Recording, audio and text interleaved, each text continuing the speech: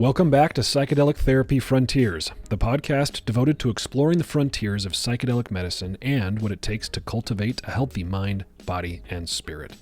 As always, Psychedelic Therapy Frontiers is brought to you by Numinus. I'm Dr. Steve Thayer. Today, my co-host, Dr. Reid Robison, and I talk about the importance and power of self-awareness. The phrase know thyself is often attributed to the ancient Greek philosopher Socrates, but the invitation to examine one's self is found in many wisdom traditions. Reid and I explore the concept from a few angles today. We discuss what the self is that we're seeking to know, various methods of self-inquiry, how psychedelics can be used as a tool for self-exploration, some challenges of developing self-awareness, and much, much more. Got a couple of announcements for you before we get into the episode. If you're looking for professional training pursuant to becoming a psychedelic-assisted practitioner, you can check out the courses we offer here at Numinus. Click on the link in the show notes or go directly to numinus.com/hour-training-selection, and you can use the code PTF10 for 10% off selected trainings. If you're a longtime listener to the show, you've heard Reid and I talk about the psychedelic clinical trial work that Numinus does. If you or someone you know is interested in being a participant in a psychedelic clinical trial, you can click on the link in the show notes or go directly to numinus.com/research to learn more about the trials we're currently running. And as always, if you'd like to support our show, you can do so by leaving a rating or review in places like Apple Podcasts or Spotify. That really helps the show. Helps boost the signal so that we can get in front of people who would benefit from our content. And of course, if you'd like to email us, ask us questions, give us suggestions, you can do so at ptfpodcast@numinus.com. Please enjoy today's episode. Reid, I got a question for you. Who are you? When somebody asks you, describe yourself, who are you? What kinds of things come to your mind? Ooh, that feels like a loaded question. So loaded. Steve. Double-barreled. And, besides the reflexive bio elevator pitch introduction that we do culturally, especially in work settings or social settings, to be honest, it's something that I've wrestled with for so long, especially from a couple different frameworks, from my yoga approach and also from the Buddhist methods of inquiry and everything that I can't help but these days go into more of a no self kind of answer. I remember one exercise it was like a yoga training where at the beginning of this workshop, the teacher was having everyone write down all the identities and labels they have about, father, human, spouse, partner, brother, whatever, psychiatrist, et cetera, and then getting to the place of burning that all away. But what do you say to the who am I question? I have a similar thought process, the reflexive ones are like you described, they're the roles and the labels assigned to those roles in my life. The father, spouse, psychologist, therapist, or interests. Describe myself by my interests. I'm a music lover. I am a video game player. I'm a reader. I'm a skier, whatever, right? But then, you do this process of inquiry, and we're going to talk about different ways to do that today, where you really try to get to know what self is. And then, I have a sad self. I have an ambitious self. I have a less ambitious self. I have a part of me that just wants to sleep all day. I have a part of me that wants to conquer the world or serve the world or whatever, right? The symphony of selves. Yeah, we are comprised of many selves. My answer, and let's see if I can capture this thought.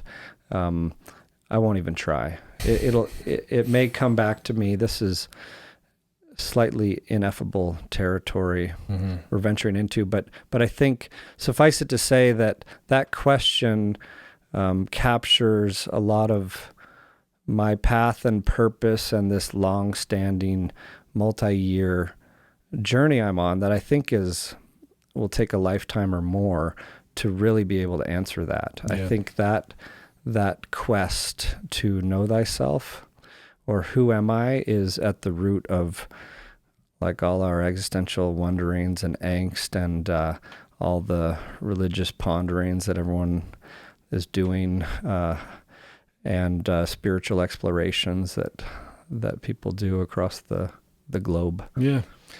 Yeah, and it changes when you are in relation to other things or other people, right? And then it moves from, like you're saying, who am I, at least for me, to what am I? Yeah. Right. And to me, that question leads me into the more existential meanderings and wonderings and curiosities. Am I a meat puppet, piloted by a soul that is eternal? Am I just a field of consciousness within which all things emerge and dissolve? Am I a wave or a particle of energy connected to source? And this can be, as one of my graduate school professors say, mental masturbation, just sort of thinking for thinking's sake, and it doesn't lead anywhere. But to me, these are some fundamental questions that are important to at least think about, ponder, because it can have implications for where you direct the arrow of your life, where you put your energies, and how much or how little suffering is involved. Yeah, I stumbled upon this quote that I think sums it up well. It's a yoga quote by a fella named Rabindranath Tagore in a book called Sadhana. Cool name. He sounds like a Lord of the Rings character. Yeah, I think he was. But he said, when a person is unaware of his or her intrinsic relationship to the world, then he lives within a prison whose walls he or she detests. When they encounter the eternal spirit in all objects, however, then one is set free, for only then does one discover the full meaning of the world into which one has been born. One finds oneself as they are in truth and in harmony with the universe. I like that. Yeah. I mean, to detest those walls just made me think of self-hatred or self-esteem. A lot of the things we end up talking about in psychotherapy sessions. And it is oftentimes arbitrary, right? That our negative association with self is a product of early childhood messaging, of conditioning, that wouldn't even be present if we simply changed the lens through which we viewed the world and our role in it, our position in it, our concept of self. And that's the especially tricky part, I think, including how hard it is to do this work when faced with like an episode of serious depression or hopelessness and things. The fact that suicide rates are higher in many parts of the developing world compared to poor countries. Like, why is that? But let me ask you a question. My turn. If you're down, like if you were hanging out with a friend, let's not in a client session, but just like the course of a conversation, they said to you, Steve, life is completely meaningless. How would you respond? I would say, well, you're right and you're wrong. I would say you're right and you're wrong. I've certainly had that thought before, and have gone down nihilistic, and we talked about this earlier in our other podcast episode, but nihilistic and absurdist, rabbit trails. Yeah. Inherently meaningless. I don't know that I have a final conclusion about whether or not that's true, but there's certainly a way to think of self and the world that makes that true. It's a tough one, because as the people who've thought nihilistic and absurdist thoughts, if life is inherently meaningless, then what's the point?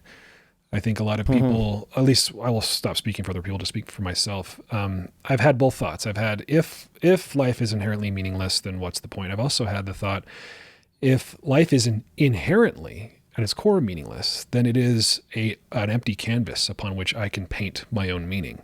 And that thought in particular is really encouraging. It gives me lots of, and empowering. It gives me lots of freedom. I like it. Freedom to decide what's important and make my own meaning. Yeah, because what that person was really saying maybe something like life feels meaningless right now. And like you said, we've all likely been there in one way or another one time. But one thing that comes up for me is like, what do we mean by meaning? Like when we ask about the meaning of life, what are we really talking about? And one thing I wanted to get your thoughts is, does it mean we're talking about value? Like, when people say life has no meaning, does that mean that their life doesn't have enough value, or there aren't enough worthwhile things to them in their life, perhaps? That's an interesting take, because to me, value and meaning aren't synonymous. They're not the same thing. Yeah. Because you could also be pretty distressed if you feel like the meaning of life has no value, right? You can pick a meaning, and then whether or not it has value to you is a judgment call.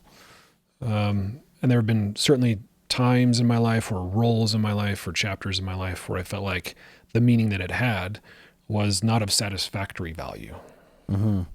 And we certainly know from plenty of people's experience, and probably lots of our own, that money does not equal meaning inherently. Success doesn't equal meaning. Like when you were rattling off some of those things we all reflexively go to of our identity, like skiing, or I'm a skier, I'm a musician, I'm this and that.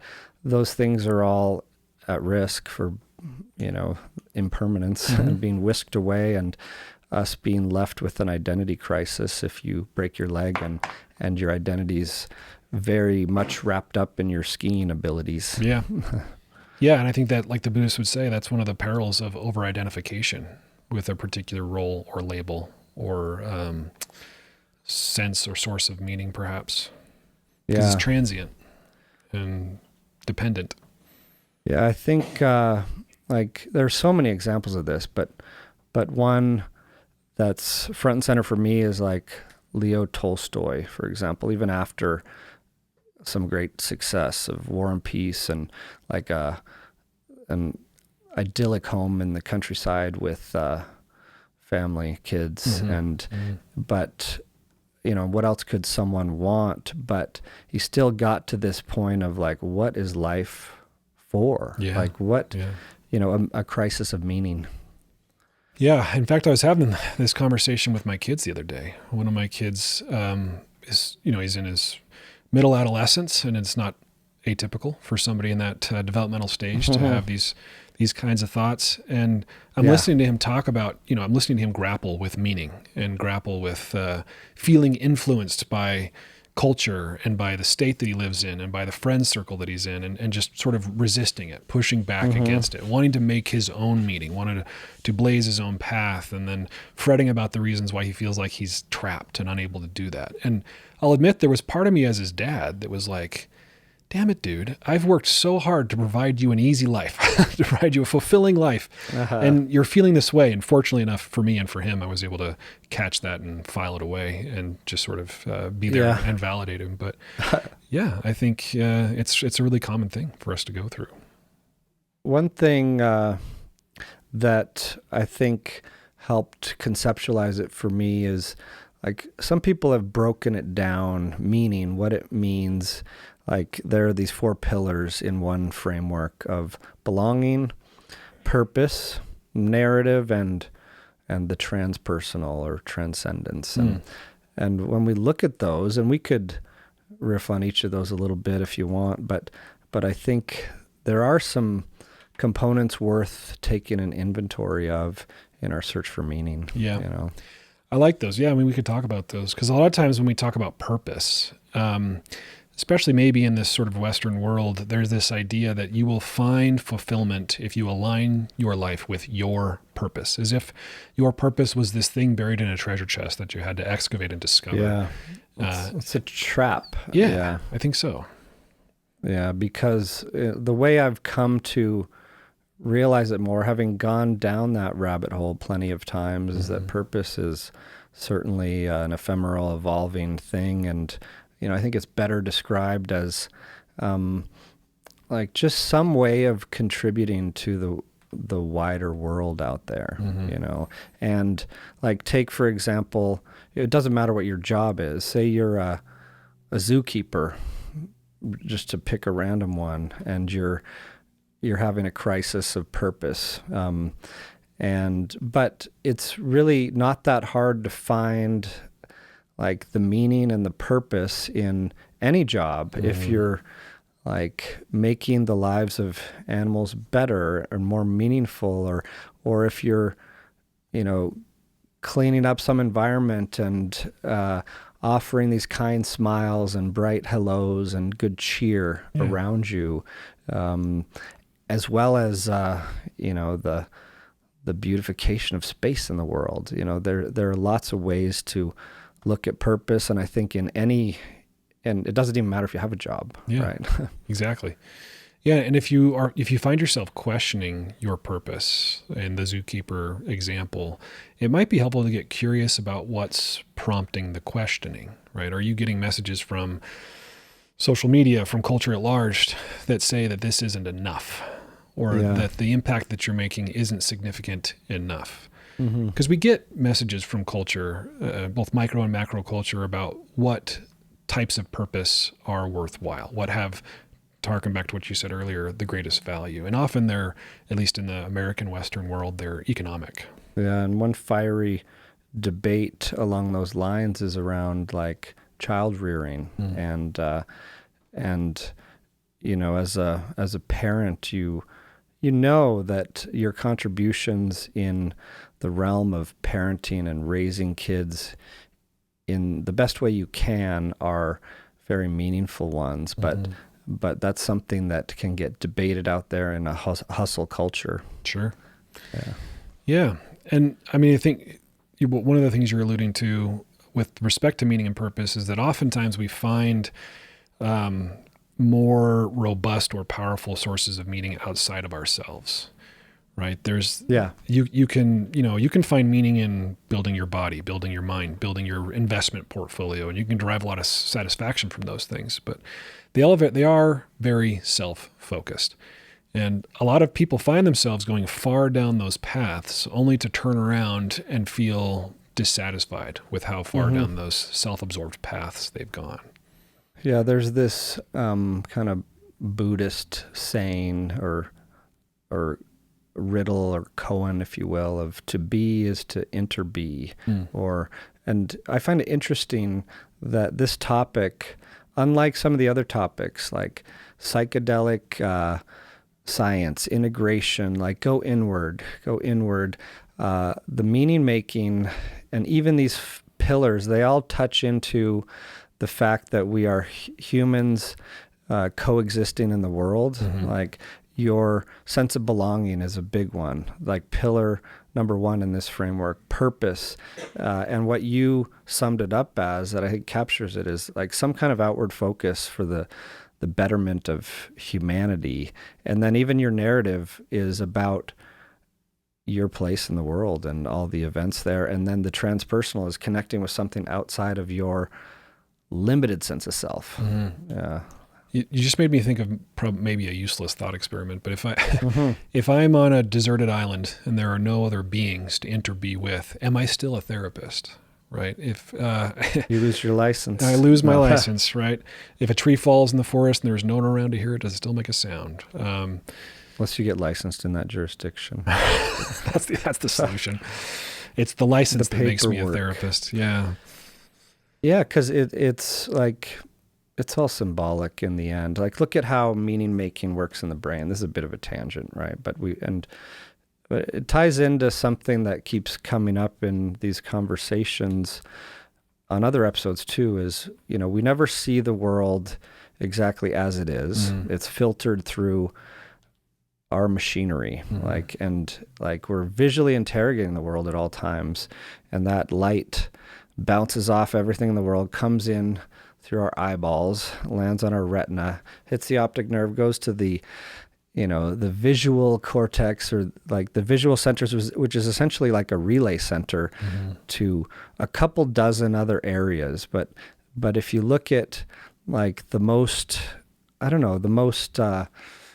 relevant ones would be like the ventral stream of that just sees shapes and like, oh, that's a hand. You can recognize it. But then the dorsal stream, like on the other side of the brain, that helps put those in a mental representation of where those are in space. Like as you look around this room, you're just naturally taking an inventory. You can close your eyes and do a pretty good job of navigating the room with that. And then there's the whole like symbolism, like, well, it goes into the limbic system as well. This is all happening simultaneously and a zillion times a day. Right. So like, what does this representation that we're taking in of the world trigger for us emotionally, and what does it stir up in us, and how does it relate to our narrative that we've constructed inside ourselves? Yeah. You see this a lot with people who are traumatized, and they associate, sounds, people, objects with what happened to them when they were traumatized. And so something that might have a certain meaning to you might not have that same meaning to me because of the context in which, you experience that thing for the first time or during this trauma. So the narrative is very, very different depending on, like you said, how your machinery and then the meaning-making structures interact with the data that machinery pulls in. It varies quite a bit. Yeah. And the trauma example, I think, is a relevant one. Makes me think of, I think Nietzsche was one to kind of say it bluntly, and probably Kanye as well. But what doesn't... The two great philosophers. Yeah, what doesn't kill you makes you stronger. It's a triggering statement to me and others, and not something I go around saying, but there is this idea of post-traumatic growth. And it's even in the MAPS MDMA literature and some scientific papers talking about like how do we take trauma, something you'd never wish on anyone, yourself or any human, but it's a part of life too. And how do we, what goes into that fork in the road at a given trauma that can make it into PTSD and debilitating for a time, or turn it into a post-traumatic growth experience. Yeah. I think one of the reasons that concept is particularly controversial is because sometimes if taken too far, it puts too much of the onus on the individual. The only reason why you have PTSD and not post-traumatic growth is because you didn't react in the right way, right? You didn't react with a resilient reaction as opposed to a non-resilient reaction. And we just want to be careful about quote unquote blaming people for the way they react to things. Yeah, but it is... it's a good example though of perspective making the difference, right? Yeah, and like we've talked about, even in recent trauma conversations, it's not what happened, it's what happens next. And it's really, and from the literature as well, that like some kids, to use a childhood trauma example, will go on to develop PTSD and others won't. And people like from the social sciences, like one study, for example, looks at kids who experienced trauma and kept it secret had more health problems than those who shared it. So as an intervention in that study, they had young people write out for 15 minutes a day, their emotions, like diving in deeper and deeper and writing about the experiences that were upsetting. And those who wrote it down had much less utilization of doctor visits for kind of mental and physical ailments, right? Like we've seen in the ACE study in some ways of the impact of trauma, but there are interventions, of course, that's why we work in this field, because there are some things that can be done to help turn that more into a growth experience and less into all bad. Yeah. And one way to think about those interventions is a process of meaning making. Yeah. Right. When you were traumatized and isolated and it's just in your mind, unshared, then it can start to be malignant and corrosive, especially if you've assigned blame for what happened to you to yourself. I didn't do enough, or I did something wrong. I deserved it. I brought it to me. Or more global attributions like the world is dangerous and unfair. I need to be careful in this world. And so a lot of our interventions is to dive deep down and draw those things to the surface so that you can so that you can then complete what were then incomplete emotional processes and relate differently.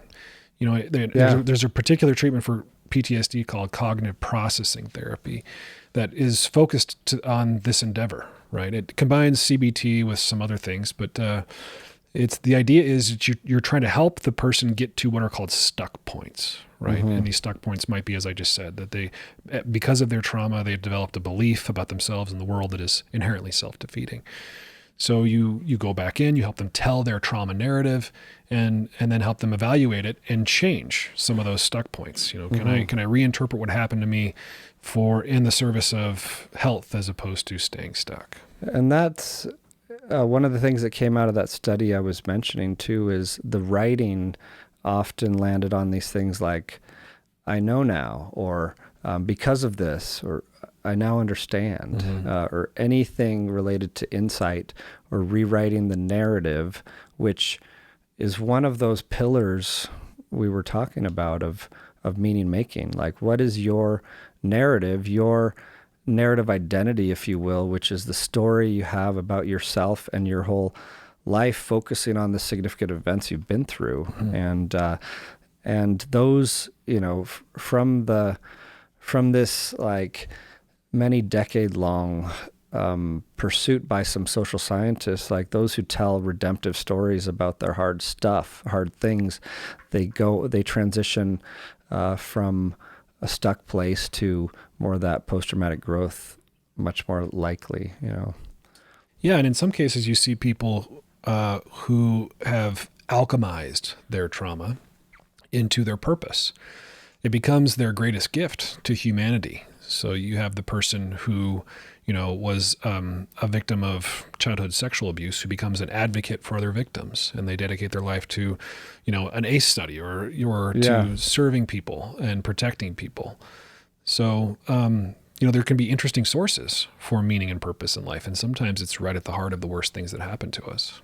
Yeah, and some of this literature, I think it's a bit counterintuitive, but some of the academics would call it counterfactual thinking, or it's really an inquiry method of questioning or doing those thought experiments of what if I hadn't been through this, but seeing it as like the good lessons and direction that have come of difficult things, or even something like, what if I didn't go to college? Because college was hard and unenjoyable. Like if someone's saying that, but then if they turn that around and look at, the things that have happened that are positive in their life because they went through whatever it may be, that's a powerful narrative exercise. Yeah. Powerful and empowering. Yeah. We talk a lot about the difference in our work between something that is disempowering and empowering. And some of it, I think, to your point, is a matter of the narrative that you tell, right? Yeah. It's a matter of the way you interpret what happened. And one more thought on the post-traumatic growth front is, I think, encountered that term in the MDMA literature, but it was so intriguing that, like, going back further, I think there were these researchers, Tedeschi and Calhoun, who described like what are the ways you can grow after a very difficult experience, and is like, one is relationships can strengthen, important for our sense of belonging, of course, and meaning. You can go on to discover new purposes or paths, like you talked about with, having something so formative that you dedicate a lot of your creative effort to it.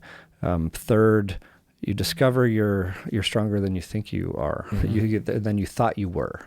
And fourth, you can become more spiritual, connected to something greater than yourself, or maybe out of that nihilistic place with a newfound appreciation for life. Yeah. Yeah, the discovering you're stronger than you thought you were stood out to me, because it may be pivoting a bit, but it is a reason to seek discomfort, like we've talked about in other episodes. Yeah. I can't say that I thoroughly enjoyed high school football practice, for example. I was often being pushed by my teammates and my coach beyond what I thought was the limits of my physical capability. But I derived so much satisfaction out of the result. Like, oh, if you would have asked me this morning, could I have lifted that weight or could I have run that hill that many times? And in that time, I would have said probably not. And so I didn't discover that about myself until I was willing to submit to the suffering and encouraged by my peers and ordered to by my my coach. So yeah, I like that. Discovering you're more capable than you thought you were by challenging yourself, stepping outside of the old proverbial comfort zone. Yeah. And then another pillar, the sense of belonging is, I think a good one to remember and doesn't just mean having society's idea of a family or a friend group or whatever. It means really being present for, I think, and cherishing those connections in a sense of I don't know. How would you sum up a sense of belonging in this meaning pursuit?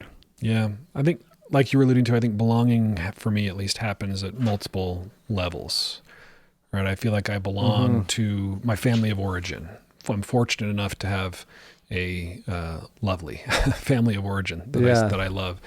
And then belonging to the family that my wife and I have created, belonging to a company like Numinus as an employee, belonging to a community in my local neighborhood, belonging to a somewhat arbitrarily defined community in my my city and state, the country, and then all the way out to the human race. That's never more apparent than on psychedelics, I will add. This sense of belongingness and interconnectedness and the disillusion of the boundaried self and, nature connectedness. It's really a perspective throat punch. It can be shocking, but also really, really productive. But those are some of the ways I think of belonging. And they can be wonderful. They can also be a source of distress if I feel like by belonging to a community or some kind of group that I then have a responsibility to that group. And if I'm in resistance to that responsibility or I feel like it is expected of me, that can be a source of distress. Yeah. And a source of, maybe as an example or one that's maybe easy to melt away, would be the source of stress that comes from your children, right? But that you wouldn't question for a second, like the meaning or the purpose beyond rising to that occasion, right? Yeah. I mean, that's not to say that as parents, we don't sometimes just feel really, really frustrated about being parents. Or if we want to be guilty, really real, like some people regret having kids. Or there might be those moments when your colicky baby has been up for, 30 nights in a row and you're like, oh my gosh, why did I do this? Yeah. But at least for me, thankfully, those things don't stick because it's almost ineffable to really describe the sense of meaning and duty and love that a parent has for their child. Yeah, it was, I think back in the 1940s, some initial research was looking at the mortality rate in orphanages, like in maybe Eastern Europe. Yeah, Romanian orphanages. Yeah, and why were kids dying who were deprived of human contact? They were initially doing that in part to prevent the spread of germs and things, but it was striking. And then more recent surveys looking at close relationships, not the number of your relationships, the depth and how you feel in those relationships being such an antidote to loneliness, and now loneliness being such a kind of a plague these days that so many are struggling with. There was a fascinating study in the 80s, asked people to recall the number of deep conversations they've had in the last 6 months. And the answer in 1985 was 3, the average answer. 3 deep conversations with, people they care about. And then in 2004, the average number dropped to 0. Wow. Well, you and I are lucky. We get to have deep conversations and record them and share them with others. Is that exhibitionism? Well, maybe. Probably.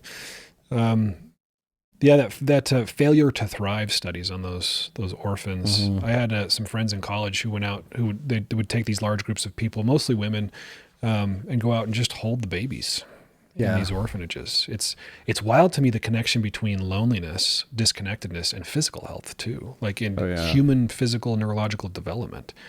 Like you were referencing with those ACE studies, a lot of these traumatized kids who weren't able to share and they feel alone in their trauma not only develop psychological problems, but physiological problems as well. Yeah, it starts in the womb. You know, we're interconnected beings.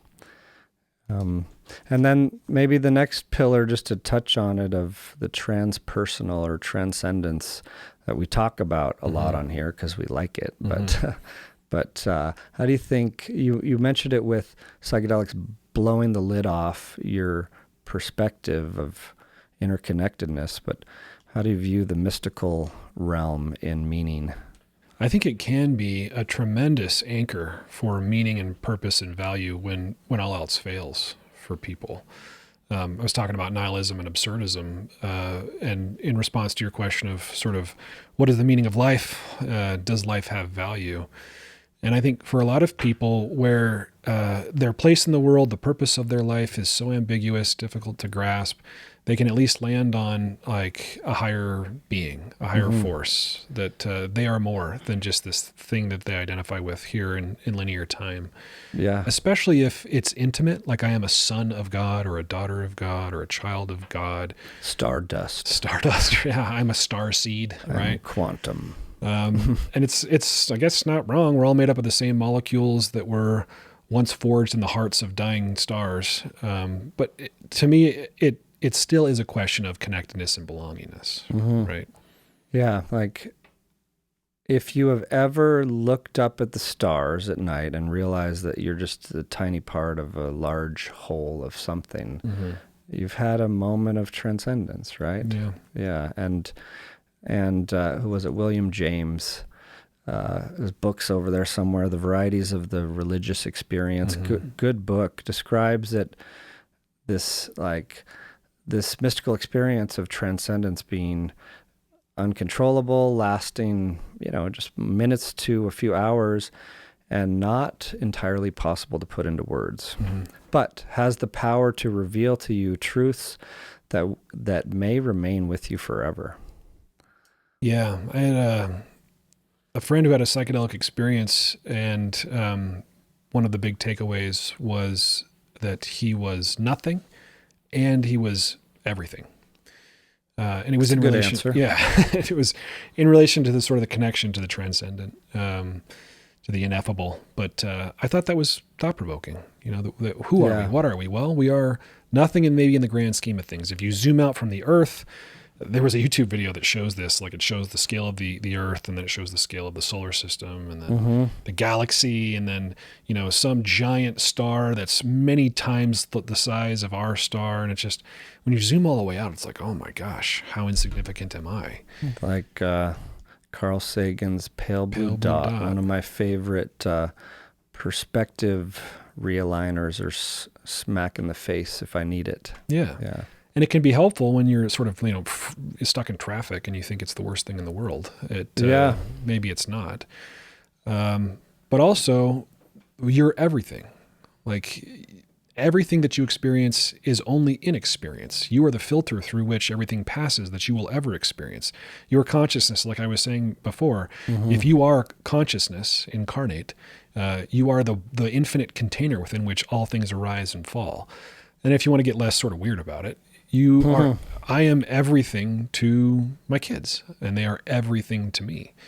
And even though there are billions of human beings on the planet, that can be enough. See, it's true what your friend realized. I am nothing and I am everything. So then David Yaden, Hopkins psychologist, he was at Psychedelic Science Conference in Denver, heard him speak there, but I have his book on the mystical experience, and he talks about this transcendent state as where you realize you're connected to everything. And that can melt away a sense of anxiety, give you peace and well-being, and that's kind of one of the biggest places we can draw meaning from. Yeah. We talked about adult development in a few episodes ago, and we got a lot of good feedback about that. And in that episode, we talked about sort of hierarchies that need to be met before you can maybe have these more transcendent thoughts. So I was just, thinking about meaning making when your safety needs aren't met. That you might not be thinking too much transpersonally, although you might be thinking about God and, why hast thou forsaken me type thoughts. But I don't know. I just wanted to name it. It just occurred to me. I think it's a good point, and relates to what we were talking about with post-traumatic growth and the natural processes that need to occur around trauma, stress, and other wounds of feeling the feelings, letting grief, run its course, and attending to those crucial bottom of the pyramid needs before, because it would be understandable to be in a place of fear and protection coming out of an intense experience and not being able to see some of the gifts that are emerging, the diamonds in the rough that may come eventually, or become apparent. Do you mind if we pivot? Let's pivot. How does one get to know themselves? You mentioned the word inquiry earlier. What do you feel like your sort of go-to tools are for getting to know yourself, for exploring self and know self and meaning making? Yeah, I remember watching The Matrix initially, and the scene where Neo goes to see the Oracle, and up above the doorway is in Latin, "Know thyself," and kind of a modern interpretation of what's in the Temple of Delphi, and where the Oracle, this woman, people, kings and statesmen would travel from anywhere. You would never invade a country or colonize a civilization without consulting the Oracle. But Neo goes to see this Oracle because it was kind of a given that he had to know himself to know his destiny, and in relation to all the events that have occurred and his karma and dharma and all that good stuff. But to answer your question, it's first, it's been an intriguing pursuit for many years, and the reason for going into neuroscience and then psychiatry and research. But then pretty soon along that path, discovering meditation or having an experience of a felt sense of some inner space to explore was just so intriguing. And then from there it led to yoga. In fact, this morning I was coming out of a yoga studio as the sun is rising, and the person walking next to me is just asking how was your practice? And it's a normal question, but it was a fun thought of why am I doing this? And it made me think. It was just a good chance to reflect on. I wasn't there for the exercise, although that's a nice side perk, that I don't have to go to Vasa Fitness next and pump some iron immediately to get that fix. But really as a chosen path or system of living that is a path of inquiry, stuck with over time and discipline to go to deeper layers on this path of know thyself.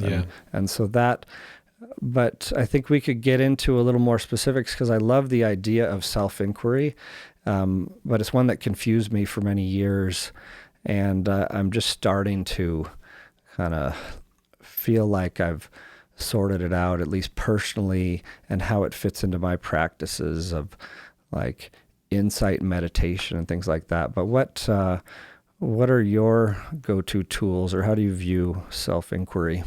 Well, you brought up a lot of things I want to highlight, like this idea of a practice and of a system, and there being no right way to do this. It's not again, you have to discover the right way. It is individual, it's idiosyncratic, but it does help to have a system of sorts or a set of tools, because then another word you used was discipline. That allows you to bring discipline to the endeavor of understanding and knowing yourself. So I'm just saying that as a preamble to those who are listening. You're going to hear Reid and I talk about our paths. Like Reid has this one that really intrigued him that's been fruitful in yoga and many others, that you don't have to do what we do. You can experiment and play around and find the one that sort of produces the greatest fruit for you. Yeah, you need to. And sometimes that means trying on some different methods. So I've tried on a lot. I brought a lot of discipline to sort of my religious faith when I was younger, knowing myself in relation to God, knowing myself as a being who is trying to cleanse oneself of sin through repentance and purify oneself and serve others. Really know myself in the sense that I was a son of God on this planet to go through something so that I could then return to my heavenly family, right? That was at least one of the ways of thinking about the religious ideology I was raised in. But then, like you, I got really, really curious about this thing that we call the human personality and consciousness, and why I was experiencing distressing emotional states and self-defeating thinking patterns when, at least in my mind then, I had no right to those things. Like I had a pretty good childhood with loving parents and a great family, and I was raised in relative safety and privilege. So I started studying and brought some discipline to things like cognitive behavioral self-inquiry.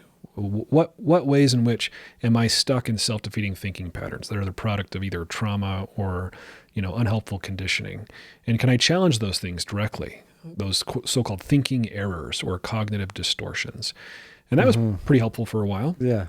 And then, got into meditation and more mindfulness-based ways to inquire about myself. Took a bunch of personality tests. Like, personality is a funny one because it's one way that we mental health nerds try to define human beings, but it's really just collections of tendencies, right? That, I'm an INFJ on the Myers-Briggs, or in the Big Five, I'm predominantly open and neurotic, or whatever it is. A nice tool that can also become a trap, like any nice tool. Right.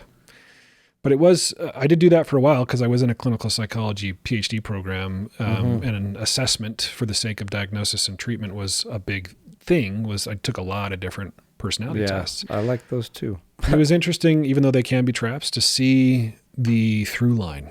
There were some consistencies in the ways that these personality types pegged me. Yeah. That was thought-provoking. And I wondered, okay, well, is this destiny? Is this the way I am and I should just submit to it? Or should I keep trying to refine and transform? And so in the service of refining and transforming, I kept challenging myself, kept stepping outside my comfort zone, leaning into what I wanted to lean away from, that sort of interesting paradoxical intention, just to discover what I could discover about myself, and then found psychedelics. And it's a path of inquiry. It is certainly that. It's certainly that.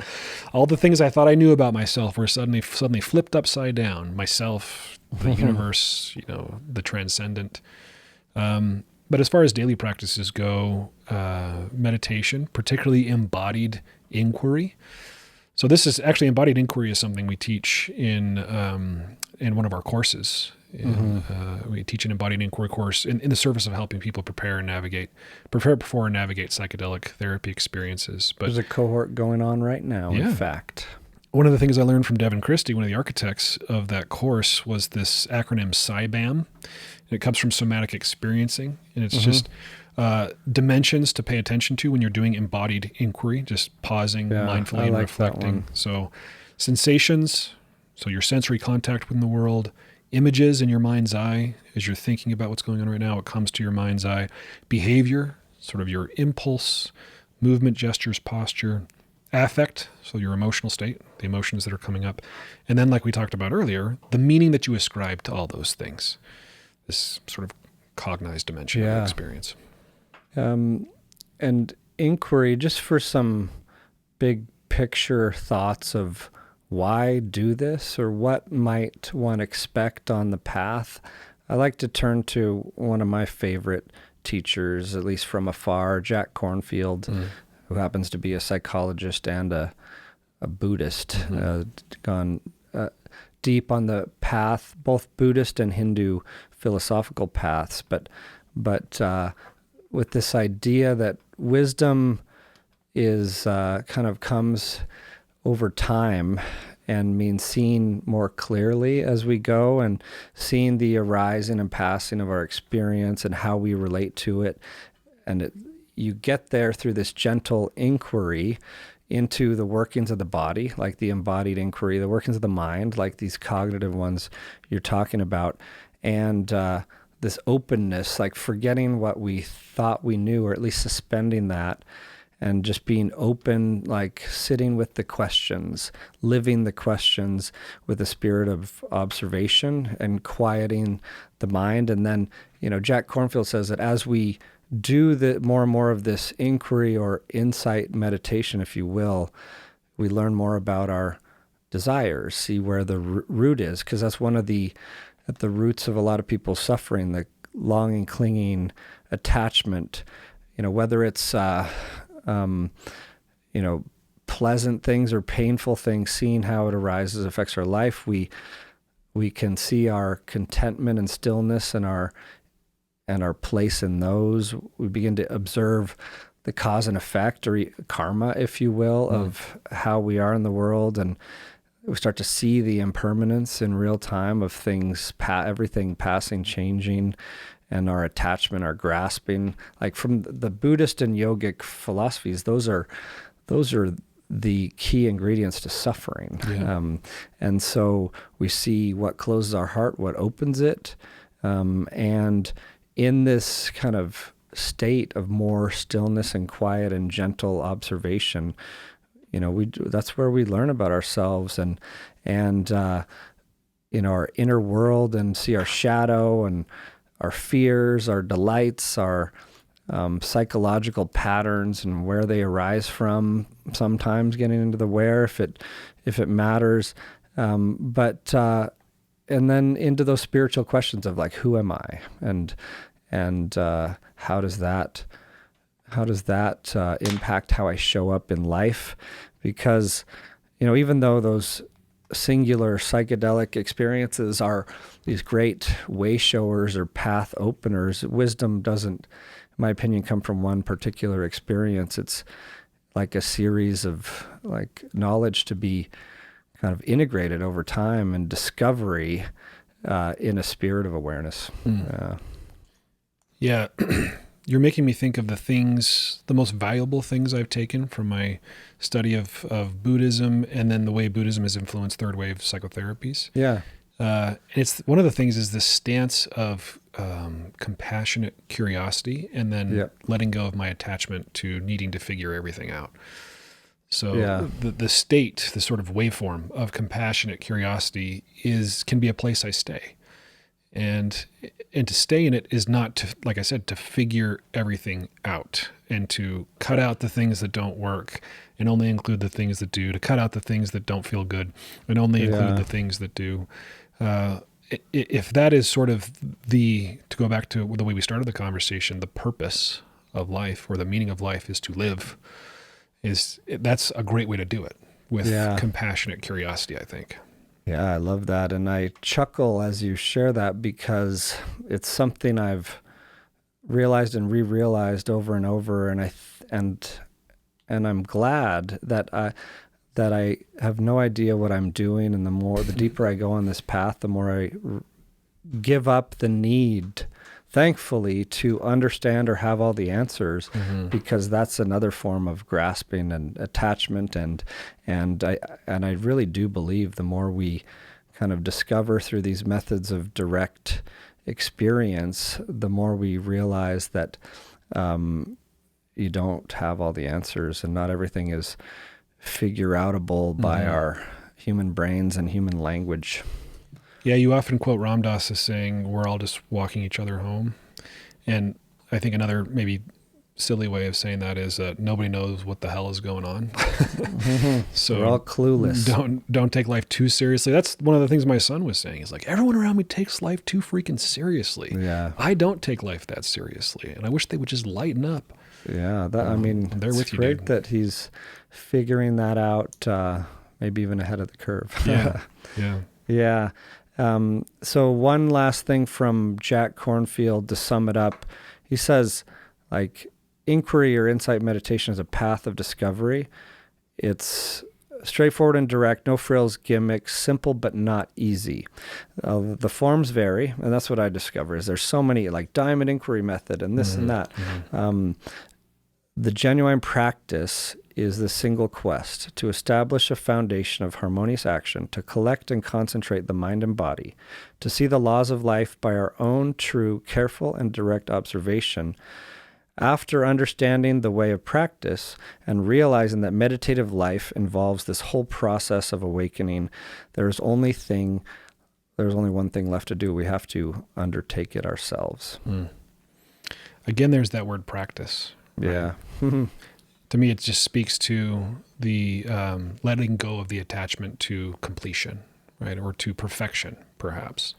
We call it a practice because it's a thing that we do and never perfect.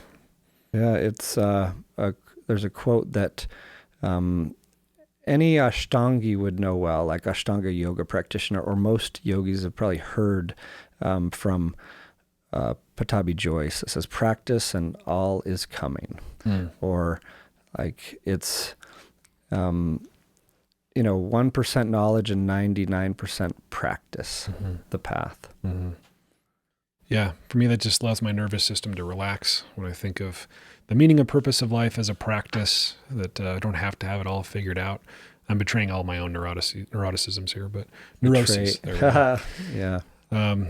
But yeah, I think this is a good follow-up to our conversation on adult development, on knowing thyself, ways to think about the pursuit and the practice of knowing thyself, its relationship to meaning making and purpose, to suffering or post-traumatic growth. I feel like we hit a lot of cool points here today. Yeah, and more to come. This is obviously a big topic that represents more than a lifetime pursuit. Yeah. Well, thank you, dear listeners, for joining Reid and I in our endeavor to practice. Thank you, dear Steve. Always a pleasure. Always a pleasure, Reid. Thanks. Psychedelic Therapy Frontiers is brought to you by Numinus, a mental wellness company committed to tackling the global mental health crisis by delivering best-in-class psychedelic-assisted therapies, contributing to the body of primary and clinical psychedelic research, and fostering healing through community connection and social responsibility. You can learn more about Numinus at numinus.com. That's Numinus.com. If you enjoyed the show today and you want to support us, here's how you do it. Rate and review the show on platforms like Apple Podcasts and Spotify. Subscribe to the Numinus YouTube channel, like the videos, and share it. Share the show or clips of the show with someone that you think will enjoy it. The content of this podcast does not constitute medical advice or mental health treatment. Consult with a medical or mental health professional if you believe you are in need of mental health treatment.